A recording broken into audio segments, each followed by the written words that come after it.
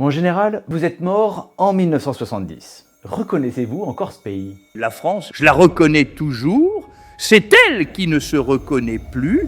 Vous avez quitté l'OTAN en 66, précisément pour éviter cette subordination. Avez-vous l'impression d'avoir été entendu? L'Europe a cru que l'Alliance Atlantique était une assurance tout risque. C'était une assurance à clause de résiliation unilatérale. Mon général, le 28 février 2026, les États-Unis et Israël ont lancé une vaste campagne de frappe contre l'Iran. Qu'auriez-vous fait? Une frappe qui assassine la plus haute autorité politique et religieuse d'un État étranger sans mandat international ouvre une boîte dont on ne referme pas le couvercle facilement. Accepteriez-vous d'être interrogé à nouveau dans une prochaine vidéo? Pourquoi voulez-vous que 56 ans après mon décès, je commence une carrière d'influenceuse? Mon général, si vous pouviez adresser un seul message aux Français de 2026, pas un discours, juste une phrase, ce serait laquelle?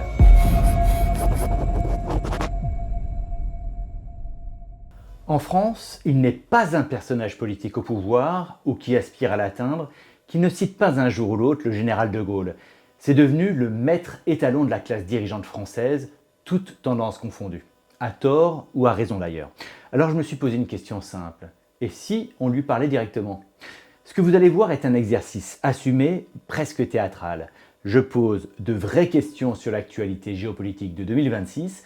Les réponses du général sont construites à partir de ses écrits, de ses discours, de sa doctrine et complétées par l'intelligence artificielle. Sa voix a été reconstituée en post-production. Il ne s'agit évidemment pas de lui faire dire ce qu'il n'a pas dit, mais d'imaginer avec rigueur et humilité comment un homme qui a traversé la Seconde Guerre mondiale, reconstruit la France et réinventé son indépendance stratégique, pourrait peut-être regarder notre monde aujourd'hui.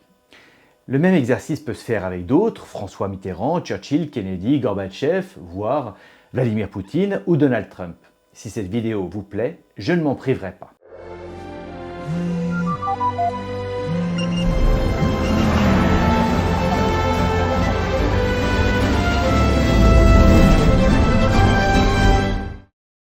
Si la géopolitique ne vous intéresse pas, la géopolitique, elle, s'intéresse à vous. Et qui mieux que mon invité de ce jour pour nous y intéresser, car il fut chef de la France libre, fondateur de la Ve République, président de la République française, et l'homme d'une certaine idée de la France, indépendante, souveraine, et capable de parler au monde sans s'y dissoudre. Mon général, bonjour. Bonjour. Mon général, vous êtes mort en 1970. Depuis, les dernières grandes décolonisations françaises ont eu lieu. Les Comores en 1975, Djibouti en 1977. La France a rejoint le commandement intégré de l'OTAN qu'elle avait quitté, inventé le Minitel et perdu le Minitel. Reconnaissez-vous encore ce pays? Cher monsieur, la France, je la reconnais toujours, c'est elle qui ne se reconnaît plus. Il est dans la nature des nations, comme des hommes, de traverser des périodes où elles oublient ce qu'elles sont. La France a cette singularité d'être le seul pays qui puisse toucher le fond et remonter. Elle l'a fait en 1940, quand j'étais seul à Londres, avec quelques hommes et une idée. Elle l'a fait en 1958, quand la République se noyait dans ses contradictions. Elle le fera encore. Emmanuel Macron se réclame souvent de vous. La verticalité du pouvoir, la grandeur nationale, l'Europe comme puissance. Est-ce qu'il est votre héritier ou est-ce de l'imposture? C'est M. Sarkozy qui a réintégré le commandement militaire de l'OTAN que j'avais quitté précisément pour que la France ne soit l'instrument de personne. Et M. Macron n'a pas jugé utile de revenir sur ce choix. Dès lors, de quelle grandeur parle-t-on? On peut sauter sur sa chaise comme un cabri en disant « l'Europe, l'Europe, l'Europe ». Cela ne remplace pas une politique. Cela dit, je relève qu'il a au moins posé la question de l'autonomie européenne. Ce n'est pas rien. Mais poser une question et y répondre sont deux choses fort différentes. Alors mon général, permettez-moi de nuancer. Rejoindre l'OTAN a été justifié à l'époque comme un moyen pour la France d'exercer une influence au sein de l'organisation qu'elle n'aurait jamais eue de l'extérieur. Et force est de constater que la France a tout de même maintenu des degrés d'indépendance que ses partenaires européens n'ont pas su préserver eux. Une dissuasion nucléaire propre, une politique étrangère distincte, des ventes d'armes souveraines, ne mérite-t-elle pas un peu plus de crédit ? L'indépendance à l'intérieur d'une alliance dominée par une autre puissance n'est pas de l'indépendance, c'est de la marge de manœuvre, et la marge de manœuvre, on vous la retire le jour où elle dérange. Ce que nous vivons en ce moment avec l'Ukraine le prouve. Mon général, je vais vous parler de ma situation personnelle parce qu'elle illustre quelque chose que vous n'aviez peut-être pas anticipé. Je suis franco-allemand, je vis près de Düsseldorf, ma femme est d'origine étrangère, nous parlons plusieurs langues à la maison et je ne suis pas une exception. En France comme en Europe, des millions de citoyens vivent avec plusieurs appartenances culturelles et linguistiques. Ces gens se sentent bien en France, bien ailleurs aussi. Les deux ne s'opposent pas. Qu'est-ce que représente la nation pour les personnes comme nous ? Vous me décrivez quelque chose que je connais mal et que je serais malhonnête de prétendre comprendre entièrement. Ce que je sais, c'est ceci. Une nation n'est pas une race. Elle est une mémoire, une histoire. Et la volonté de ne pas devenir étrangers les uns aux autres. Vos enfants ne sont pas moins français, ni moins allemands pour autant. Ils sont peut-être davantage. Ce qui m'inquiéterait, c'est non pas leur multiplicité, c'est l'idée qu'ils ne seraient rien du tout. L'absence d'appartenance n'est pas la liberté, c'est le vide. Écoutez, comme beaucoup d'enfants de parents binationaux, ils se sentent du pays où ils ont principalement grandi. Dans mon cas, ils se sentent allemands, ils adorent la France et ils ont un très fort sentiment européen. L'Europe, il faudrait leur demander d'ailleurs, mais est peut-être leur vraie nation. L'Europe, comme sentiment d'appartenance, c'est une idée neuve, je ne suis pas sûr qu'elle suffise à tenir un peuple debout dans l'adversité, mais je note qu'elle émerge précisément dans les générations qui ont grandi sans guerre sur le continent. C'est peut-être là sa force et peut-être aussi sa limite. Parlons de l'Ukraine maintenant, mon général. Un plan de paix américain pour l'Ukraine impose des concessions territoriales à Kiev et écarte largement les Européens des négociations. Les Européens se retrouvent à financer une guerre dont les Américains négocient la fin sans eux. Vous avez quitté l'OTAN en 1966 précisément pour éviter cette subordination. Avez-vous l'impression d'avoir été entendu ? Et je n'ai pas été entendu, j'ai été moqué. Même Mme Kennedy me jugeait de égocentrique maladif. La presse américaine voyait dans ma politique une lubie, une vanité française. Certains de mes alliés européens me regardaient comme un empêcheur de tourner en rond, mais la réalité est simple.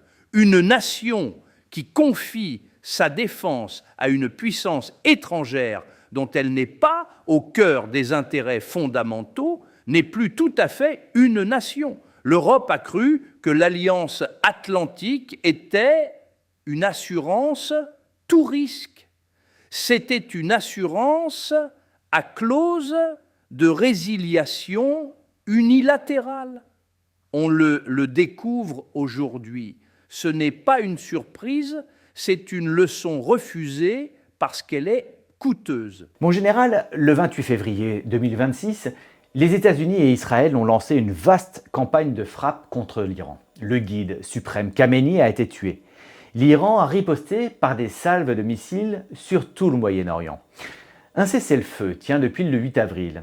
La France a condamné les frappes comme contraires au droit international et puis s'est retrouvée à soutenir militairement les Émirats arabes unis contre les missiles iraniens en vertu de traités qui nous lient à eux. Qu'auriez-vous fait ? La France a une tradition que j'ai moi-même établie. Elle parle aux uns et aux autres. Elle reconnaît les réalités, même celles qui dérangent ses alliés. Une frappe qui assassine la plus haute autorité politique et religieuse d'un État étranger sans mandat international, ouvre une boîte dont on ne referme pas le couvercle facilement. Ce n'est pas de la morale, c'est du calcul. Honorer ses traités avec les Émirats, je le comprends. Mais la France aurait dû, dès le premier jour, exiger publiquement l'arrêt des frappes et proposer une médiation. Elle avait la légitimité pour le faire. L'a-t-elle fait avec suffisamment de clarté ? Mon général, permettez-moi de vous confronter à une réalité concrète. Le chancelier allemand Friedrich Merz, qui est aussi mon chancelier puisque je suis allemand, a osé le dire publiquement, que les Américains n'avaient visiblement aucune stratégie en Iran et que c'est toute une nation américaine qui était humiliée par Téhéran. Et bien, résultat, Trump a ordonné le retrait de 5000 soldats américains d'Allemagne sur les 36 000 qui y sont stationnés en permanence. Donc la question est simple. Comprenez-vous qu'on ne veuille pas perdre le soutien américain à l'OTAN qui, que vous le regrettiez ou non, assure encore la protection de l'Europe contre l'impérialisme russe? Je vous ai compris. Ce que vous décrivez est exactement le piège dans lequel l'Europe s'est enfermée depuis 60 ans. Elle est devenue si dépendante de la protection américaine qu'elle ne peut plus se permettre d'avoir une opinion. Votre chancelier a dit la vérité et on lui a retiré 5000 soldats en représailles. C'est la définition d'un protectorat. La solution n'est pas de se taire, la solution est de construire enfin une défense européenne capable de se passer de cette tutelle. C'est ce que j'appelais de mes vœux. On a préféré la facilité. Dans ce contexte, l'Iran disposerait techniquement de la capacité de fabriquer plus d'une douzaine de bombes nucléaires. Vous avez vous-même donné à la France la dissuasion nucléaire contre l'avis de vos alliés. Refuseriez-vous à l'Iran ce que vous avez revendiqué pour la France ? La dissuasion nucléaire française avait un sens précis, garantir que le destin de la France ne soit pas décidé à Washington ou à Moscou. Le droit des nations à assurer leur sécurité est universel, en théorie, mais il y a une question que personne ne pose. En frappant l'Iran avant qu'il ait la bombe, les États-Unis ont-ils réglé le problème de la prolifération ou lui ont-ils donné une nouvelle génération d'arguments ? On en parlait tout à l'heure, avec le retrait de 5000 soldats américains d'Allemagne, l'OTAN semble se fissurer. L'Europe tente de construire une défense autonome à coût de dizaines de milliards par an. Vous aviez raison sur l'OTAN, mais l'Europe qui émerge, avec l'Allemagne qui prend la tête, est-ce l'Europe que vous vouliez ?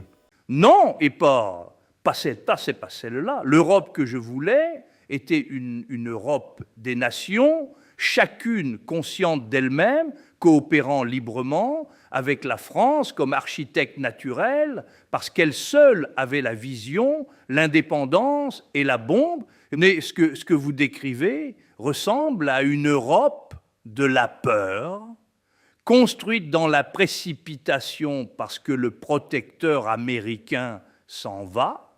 Une maison bâtie dans la panique n'est pas une maison bâtie pour durer. Alors justement, j'ai interrogé récemment une eurodéputée française, Chloé Ridel, qui dit ceci, et j'aimerais votre réaction, on regarde et on revient après. Donc depuis 2022, c'est un vrai réveil de l'Europe ou bien on est encore dans de beaux discours ? Ce que j'expliquais dans le livre, c'est que l'Union européenne, le 24 février 2022, elle a été forcée de se réveiller, d'ouvrir les yeux sur une menace de la Russie qu'elle avait tout le temps minimisée, mis de côté, qu'elle n'avait pas voulu regarder en face. Depuis cette date, on se met à parler de souveraineté européenne, de la nécessité de construire une souveraineté européenne, donc de la défaire de ses dépendances tous azimuts au reste du monde, dans toutes les matières, et qu'on travaille ici, au Parlement européen, à construire la souveraineté européenne en matière militaire et de sécurité. Alors, mon général, d'après vous, est-ce que ce réveil dont parle Madame Ridel vous satisfait ? Un réveil après 60 ans de sommeil, c'est mieux que rien. Mais un réveil n'est pas une politique. La question n'est pas de parler de souveraineté, c'est de la construire pierre par pierre en acceptant le coup. Ce coup, l'Europe l'a toujours refusé. Est-ce qu'elle l'acceptera cette fois? Je veux bien l'espérer, mais l'espoir n'est pas une stratégie. Mon général, l'Ukraine réclame une date d'adhésion avec l'objectif affiché d'être prête en 2027. C'est l'an prochain. Zelensky est venu le demander au Parlement européen. Certains disent qu'une Europe avec davantage de membres perdrait toute cohérence politique. Doit-on encore l'élargir ? L'Europe n'est pas une salle d'attente où l'on entre dès qu'on en a besoin. Cela dit, l'Ukraine a payé de son sang le droit de poser sa candidature, cela mérite d'être dit, mais entrer dans un ensemble politique suppose que cet ensemble existe vraiment.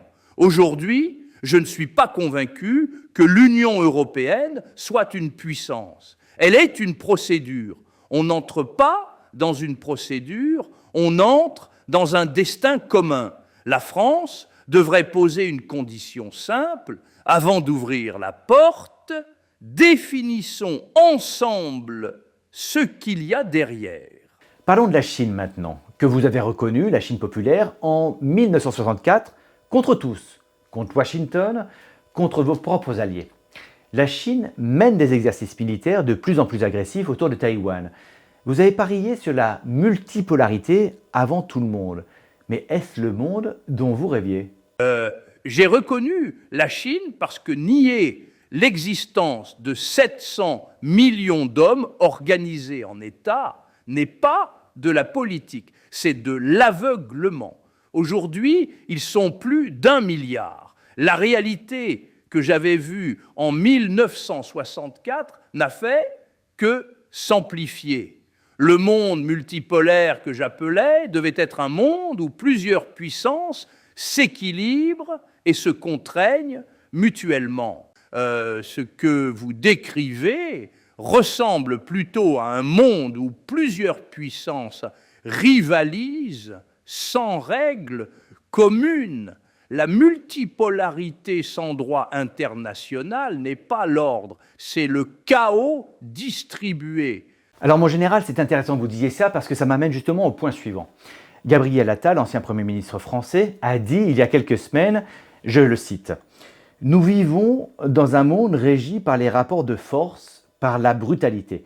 On ne peut pas être les derniers à respecter des règles que plus personne ne respecte, sinon on va se faire écraser. » Que lui répondez-vous ? M. Attal décrit une réalité, il a tort sur la conclusion. Ce n'est pas parce que les autres abandonnent les règles que nous devons les abandonner à notre tour. C'est au contraire le moment de les incarner, de les défendre, de montrer que la force sans règles finit toujours par se retourner contre elle-même.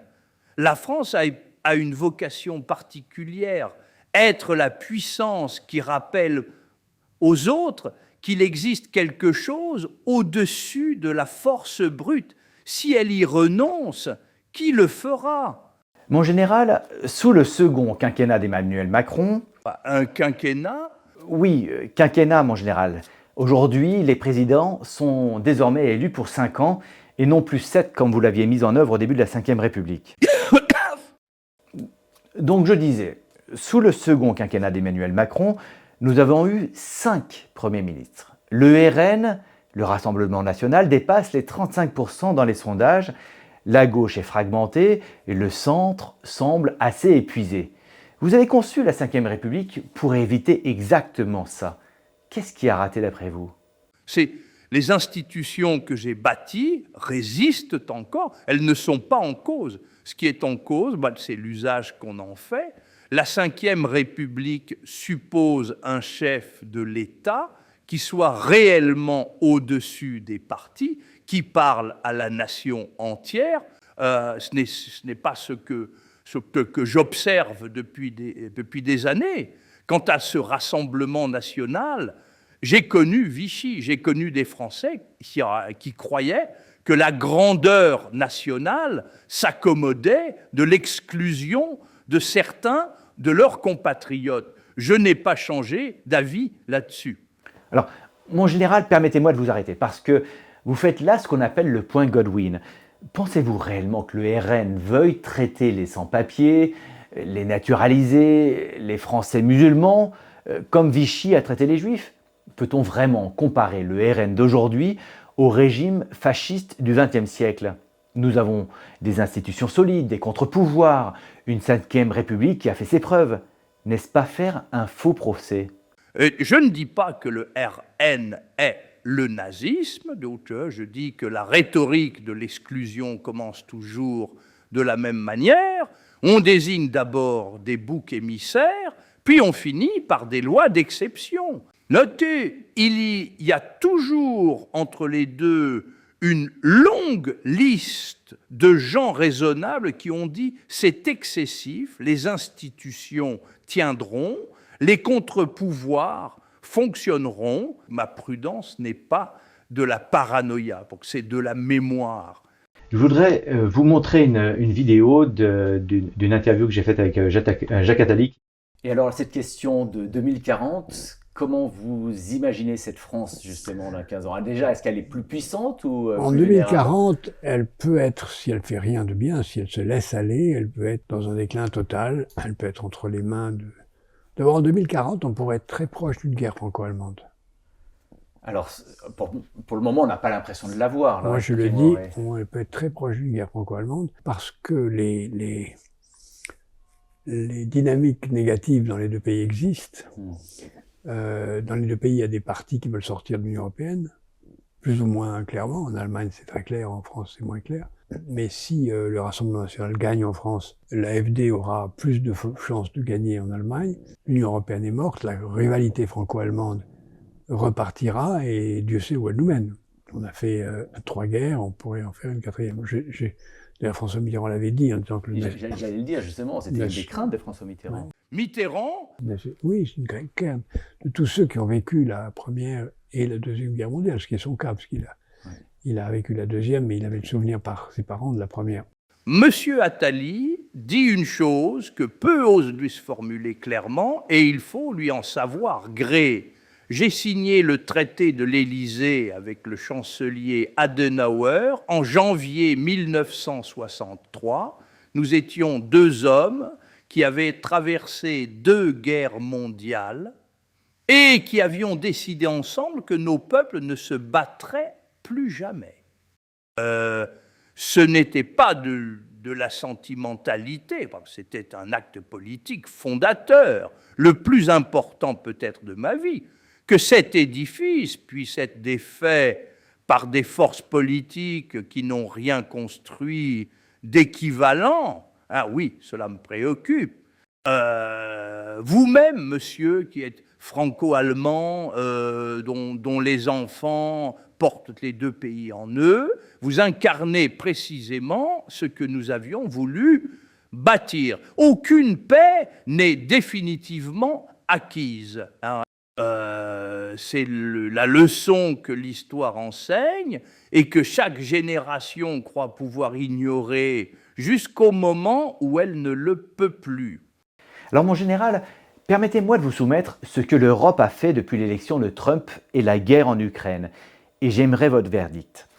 Le plan Rearm Europe vise à mobiliser jusqu'à 800 milliards d'euros, dont 150 milliards de prêts, pour soutenir les achats de défense. L'Allemagne augmente ses dépenses militaires de 21%, la France de 13% en 2026. Et dans le domaine de l'intelligence artificielle, il existe désormais Mistral AI, une start-up française qui commence aujourd'hui à se déployer dans les ministères français, avec un partenariat franco-allemand pour équiper les administrations publiques des 2 pays. Nos données publiques, enfin, sont sur des serveurs européens. 60 ans après votre plan calcul, est-ce que l'Europe prend enfin le bon chemin? Vous me décrivez des chiffres, j'en ai vu beaucoup, ils ont une propriété remarquable, ils impressionnent les journalistes et rassurent les parlementaires. Ce qui m'intéresse, c'est ce qu'il y a derrière. Mistral, oui, c'est exactement ce que j'appelais de mes vœux avec le plan calcul. 60 ans de retard, mais c'est là, sur la défense, 800 milliards annoncés, des budgets en hausse, c'est bien. Vous me parlez de souveraineté européenne, mais depuis 2022, l'Europe a surtout découvert qu'elle voulait se réarmer et qu'elle devait souvent commander les armes chez ceux dont elle prétendait s'émanciper. Peut-être cela commence-t-il à changer. Mais une dépendance ne disparaît pas parce qu'on lui donne un nom européen. Le jour où l'Europe fabriquera ses propres munitions, ses propres drones, ses propres puces, je dirais que le chemin est le bon, pas avant. Mon général, le coût humain de tout cela, une bonne partie de nos concitoyens européens ont du mal à finir le mois. Comment rend-on cette ambition compatible avec leur pouvoir d'achat ? La sécurité a un prix, la souveraineté a un prix. Ce prix peut être réparti équitablement ou non.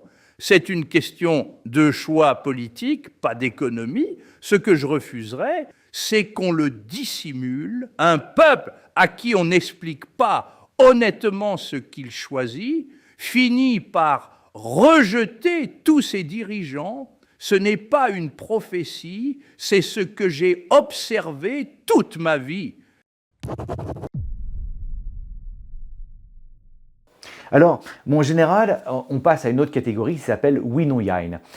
Mon général, parlez-vous allemand ? Oui, je le parle plutôt bien, je l'avais étudié à l'école, mais c'est durant ma captivité en Allemagne, pendant 2 ans et demi, que j'en ai profité pour l'améliorer. Alors, vous savez qu'on dit ja pour oui, nein pour non, mais on dit Jein pour ni oui ni non. Je vais vous poser des questions et vous allez me répondre soit par oui, soit par non, soit par Jein. On y va ? On y va. La France peut-elle encore être indépendante seule ? Non. L'Europe peut-elle devenir une puissance sans armée européenne ? Non.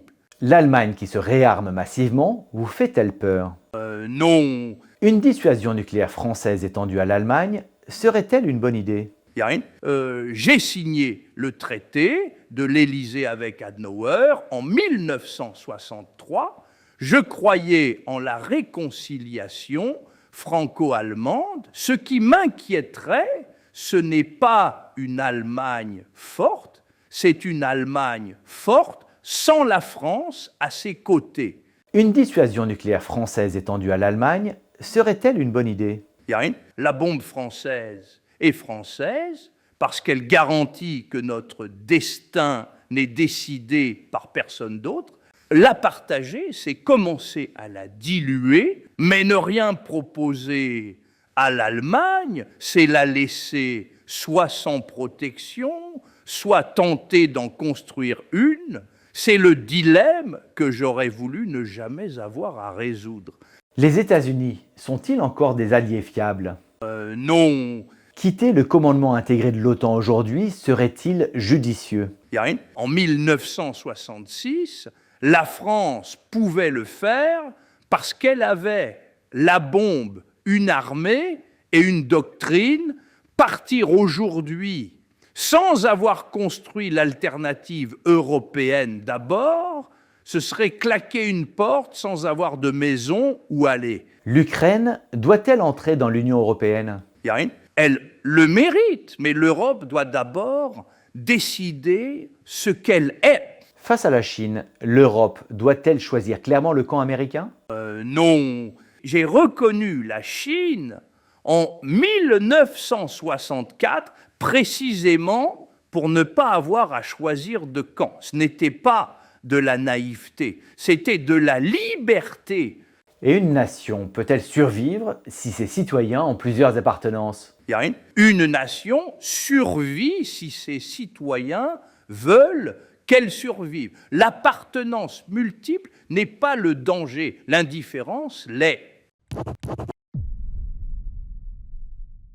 Mon général, on va passer à une nouvelle catégorie, une catégorie qui consiste à noter un